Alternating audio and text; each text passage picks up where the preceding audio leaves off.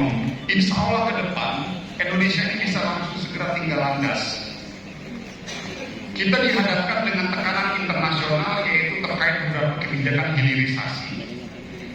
Ini saya harus sampaikan, tekanan WTO dan global terhadap kebijakan hilirisasi yang dilakukan oleh Indonesia itu sangat luar biasa. Banyak orang mengatakan dan menganggap bahwa hilirisasi itu hanya ada di pertambangan. Nah, hilirisasi itu ada juga di kelapa sawit. Hilirisasi itu ada juga di karet. Apa itu hilirisasi? Hilirisasi adalah sebuah langkah untuk menaikkan nilai tambah produk dalam negeri kita. Misalnya bauksit itu diberikan atau diinjeksi dengan teknologi, dia akhirnya menjadi alumina.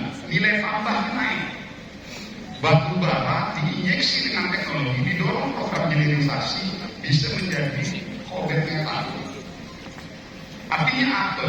Termasuk juga di kelapa sawit, termasuk juga di karet, termasuk juga di sektor-sektor perkebunan lainnya. Kebijakan ini yang ditahan oleh asing, oleh luar negeri, oleh tekanan global, karena mereka terganggu secara ekonomi. Maka dari itu, kita membutuhkan pemimpin yang konsolidatif yang bisa menjaga tekanan-tekanan dari kelompok luar, tekanan dari asing itu. Maka dari itu, itulah alasan fundamental kita kenapa harus Prabowo. Jadi bukan dilihat dari pendekatan etis, bukan dilihat dari pendekatan bahwa dia yang paling Pancasila, bukan dilihat dari pendekatan bahwa dia yang paling Islam, tapi pendekatannya adalah siapa yang bisa menjaga nahkoda kapal yang bisa menghantarkan kapal besar ini buat Indonesia ke depan. Jadi sekali lagi saya sampaikan kepada seluruh kader Partai Golkar. Jadi kalau misalnya ditanya kenapa ini Pak Prabowo Subianto jangan mengatakan dijawab, sudah selesai dah.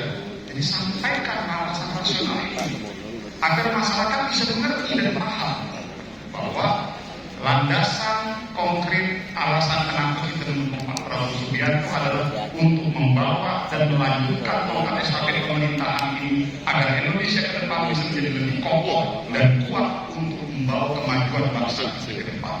Itu landasan fundamental. Jadi ini juga nanti termasuk Pak Horizon di Kalimantan Barat. Saya beberapa waktu yang lalu saya pergi ke salah satu daerah di Sulawesi, yaitu di daerah Sulawesi Tenggara. Di sana ada satu kabupaten. Dulu Pak Horizon 8 tahun yang lalu, 7 tahun yang lalu penduduknya di daerah itu hanya kurang lebih 8.000 orang ya.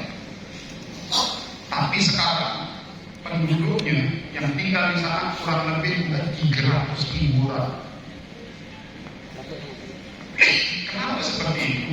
Karena produk hilirisasi tambang nikel.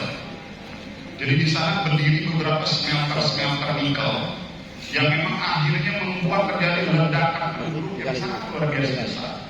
Situasi ini akan terjadi pada Kalimantan Barat pada saat kebijakan penyetopan ekspor bauksit dengan semangat kita adalah mendorong kecepatan pembangunan smelter di Kalimantan Barat. Suka ataupun tidak suka, nanti akan terbangun kurang lebih 4 smelter tambahan di luar PT BAI dan di luar WHW. Jadi nanti Kalimantan Barat ini akan terjadi penambahan smelter kurang lebih 4 smelter yang notabene akan ada konsekuensi terhadap ledakan penduduk di daerah tersebut. Pertanyaannya, ada apa? Permasalahannya di kabupaten tersebut, pemerintah daerahnya tidak siap. Pemerintah daerahnya tidak siap dengan ledakan itu. Atau sampah tidak tertangani. Ruang sekolah tidak ada. Akhirnya sekolah di sana 3 shift. Pagi, siang, sore dibuat 3 shift. Karena ruang kelas tidak memenuhi. Yang ketiga, jalan-jalan jadi macet. Yang dulunya sepi, macet luar biasa. Tata kota berantakan. Karena pemerintah daerah tidak siap. Nah itulah tadi saya bilang, praktek-praktek industrialisasi kalau tidak diimbangi dengan kesiapan pemerintah daerah, ini berbahaya buat masyarakat. Maka dari itu, Partai Golkar Karya saya sebagai Ketua DPD berkepentingan untuk memastikan dan mengawal kesiapan pemerintah provinsi di dalam menghadapi ledakan percepatan kemajuan industri di Kalimantan Barat ini. Jadi kalau misalnya ditanya, kita ini jangan hanya sekedar mau meminta, ya, tapi kita harus bisa memikirkan implikasi dari kemajuan tersebut.